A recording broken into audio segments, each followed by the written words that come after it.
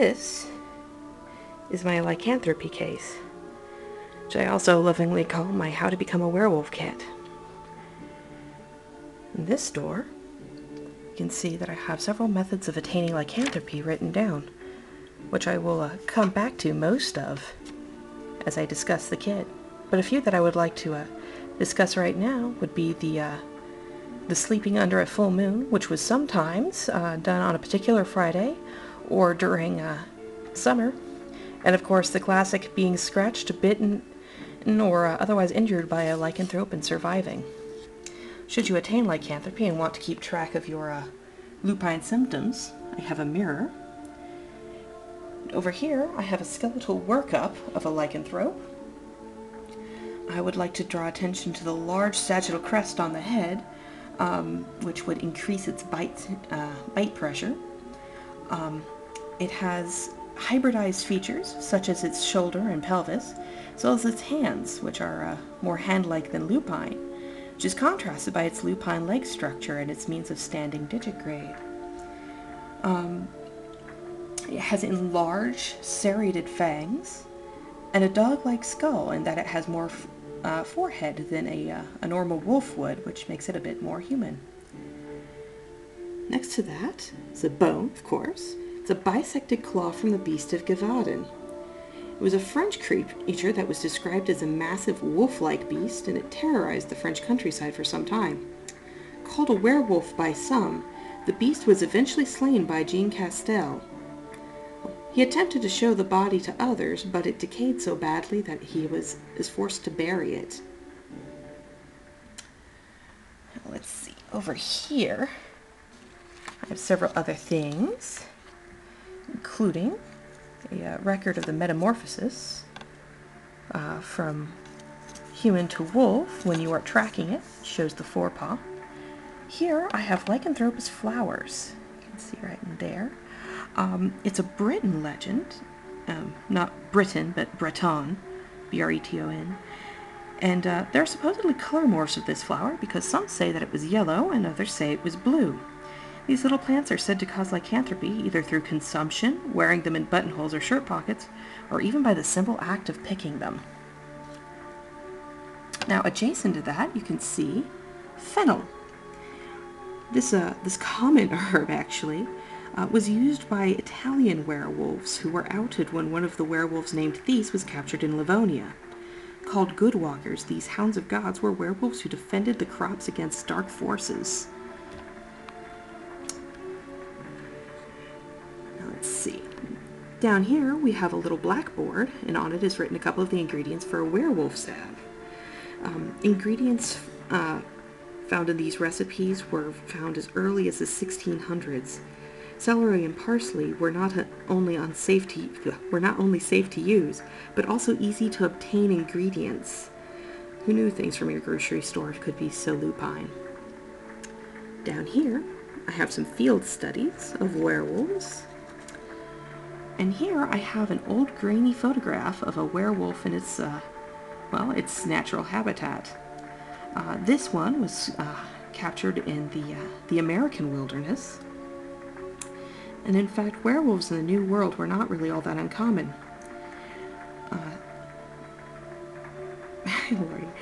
From as early as the 1970s, sightings were found in Ohio, particularly in Defiance, and even more recent reports of wolf-like creatures have been found in Wisconsin, this creature called the Beast of Bray Road, and Michigan has its own creature called the Dog Man.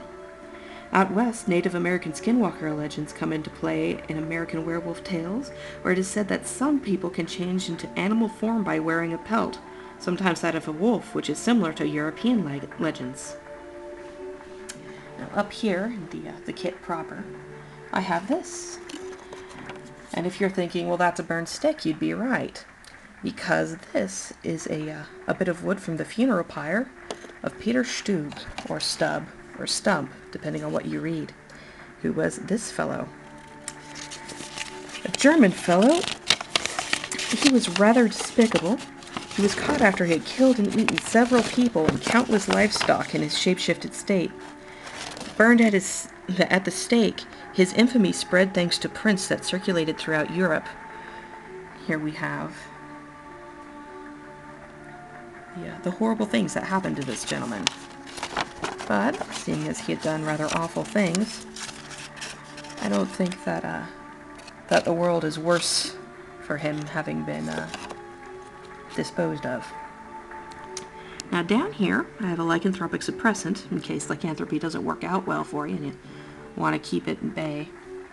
Here I have some herbes de loup-garou. The culinary art of the French is world-renowned, as are their werewolves. Thus, French-grown lycanthropic herbs, such as the benandanti's Fennel, is ideal. These werewolves were fairly poor-tempered, unlike the shy Lubins, who were also werewolves of French origin.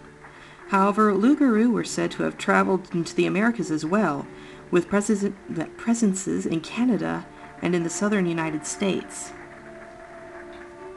Well, up here I have a talisman made from a wolf's fang, from a werewolf's fang. You can see the serrations.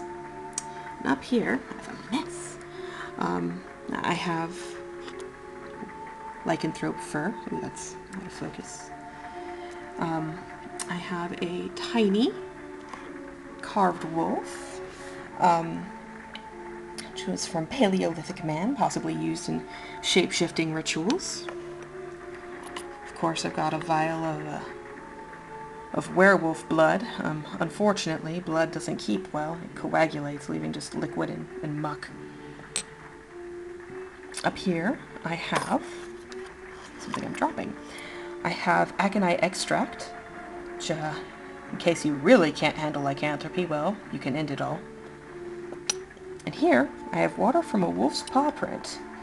Drinking this water is said to cause lycanthropy. Back there, I have another fur sample. Give me while I put these things back where they belong.